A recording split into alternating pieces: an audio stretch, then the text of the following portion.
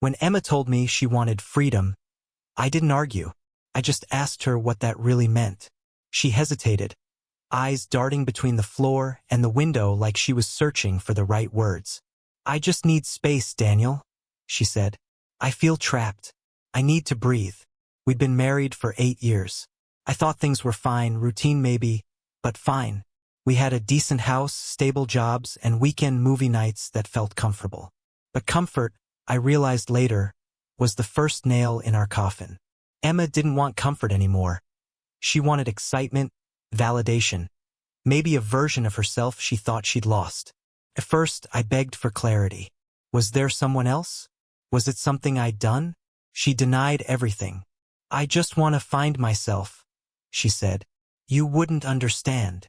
That night, I lay awake next to an empty side of the bed. Her phone buzzed twice around midnight. She turned it face down, pretending not to notice. By morning, she was already dressed, heading out for a solo drive.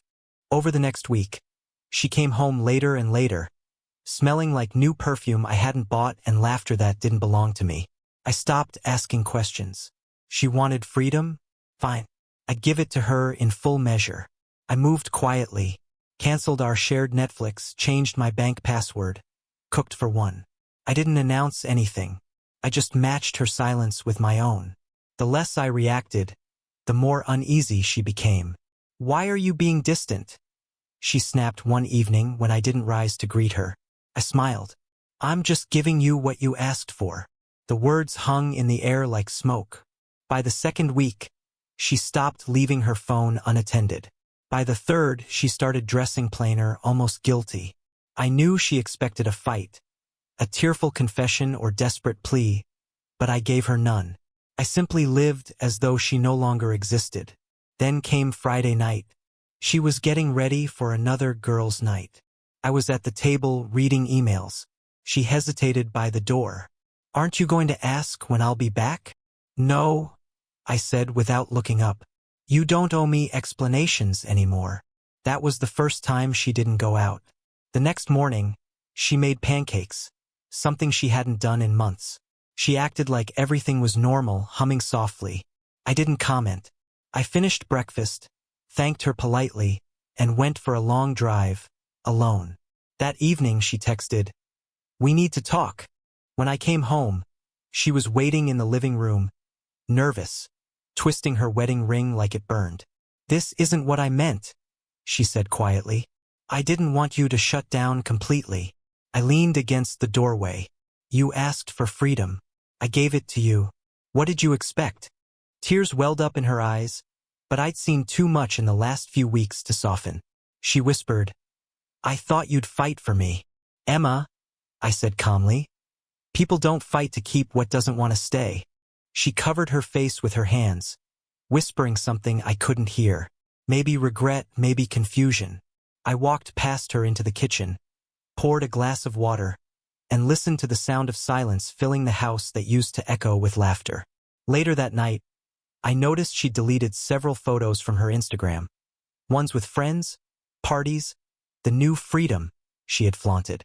For the first time, I realized she wasn't enjoying it. The same world that had seemed thrilling without boundaries was now cold without security.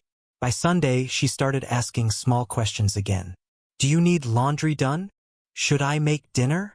I answered politely, nothing more. Freedom, I thought, was only sweet when someone else was paying for the roof, the warmth, and the loyalty. Then one evening, my phone buzzed with a message I didn't expect, from someone I hadn't heard from in months. It was Emma's best friend, Claire. Claire's message was short. "We need to talk. It's about Emma." I hesitated before replying. Claire and Emma had been inseparable since college, and I always liked her.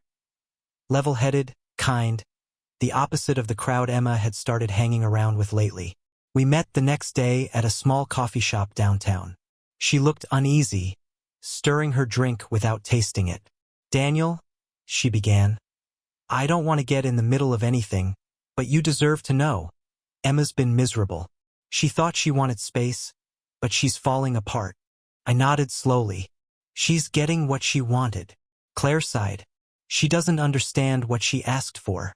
She thought freedom meant excitement." Instead, it's loneliness. I didn't reply. Maybe once those words would have softened me.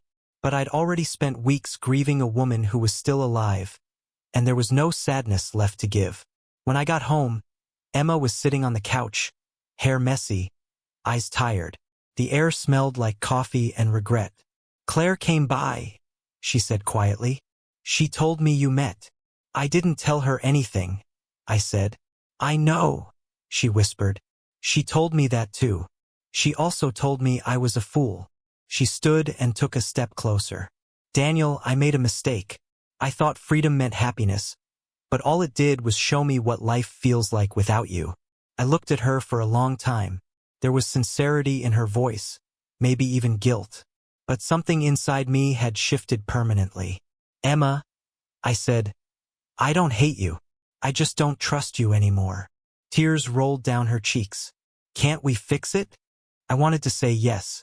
I wanted to believe that love could just pause, rewind, and start again. But relationships don't work like that. Once freedom becomes an escape route, it never feels like home again. "I think," I said slowly, "you should keep your freedom. Maybe someday, it won't feel so heavy." She looked stunned. "You're really letting me go?" "I already did," I replied.